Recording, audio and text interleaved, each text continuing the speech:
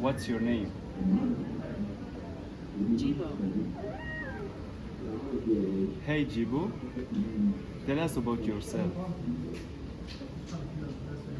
Okay, sure.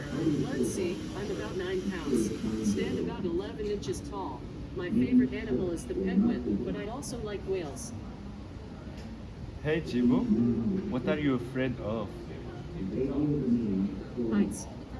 I'm very scared of heights. Hey Jibo, surprise me.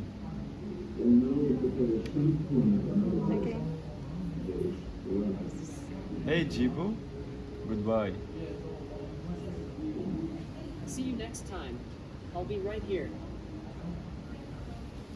What we have here is brain on a chip, which is a chip fabricated from silver and copper alloys as well as silicon. This particular alloy of silver and copper makes the synaptic devices in the chip behave more consistently, which allows the chip to perform more efficiently and remember and reproduce images more clearly than chips made from other materials. The idea of having a second brain. Will people readily accept advice from an AI device even if it disagrees with their own initial opinions? This intriguing concept symbiotic counterpart. It uses computational linguistics to become a second brain that the user can choose when to enable. Using principles of logic to arrive at neutral perspectives, the system can identify and make the user aware of pitfalls like misconceptions and cognitive biases, while still allowing the person to reach their own conclusions. The wearable reasoner analyzes the arguments a user encounters on an issue and gives two types of feedback. One in which the AI simply gives an answer, and another in which the AI also explains how it came to a given conclusion. Using this methodology, research have found that users tend to agree more with claims supported by evidence. In other words, the AI has helped the person reach more informed, rational decisions. Dr.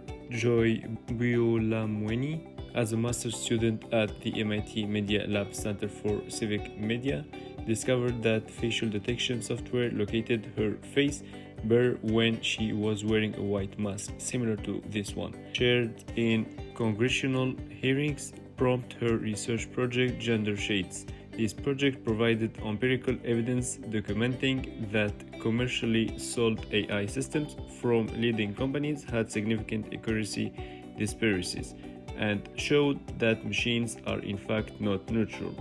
Her groundbreaking results exposed significant biases along gender and skin type dimensions in isolation and combination. Overall, the systems she audited worked better on faces labeled male than on faces labeled female.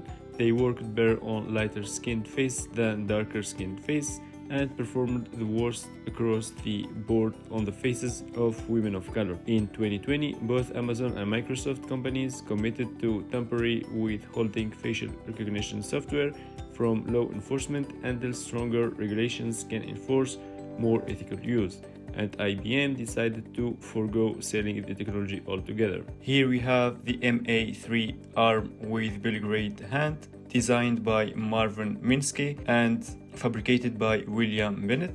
Marvin Minsky is a pioneer in artificial intelligence research and co-founder of the MIT Artificial Intelligence Laboratory. He designed this robotic arm with the aim of developing a computer system that could see and independently locate, grasp, and manipulate objects.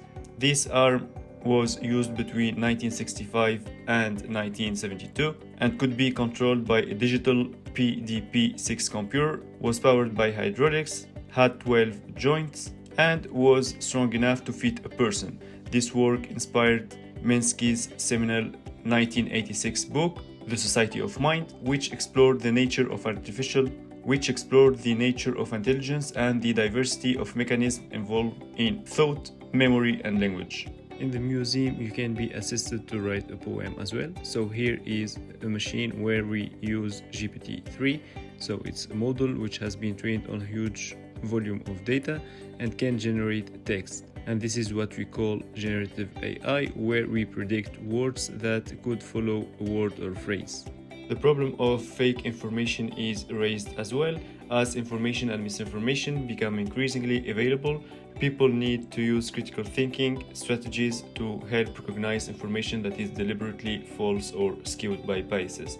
The problem is that with the development of AI systems and deep learning algorithms are becoming ever more adept at manipulating information by mimicking speech patterns, recreating expressions, and seamlessly altering imagery.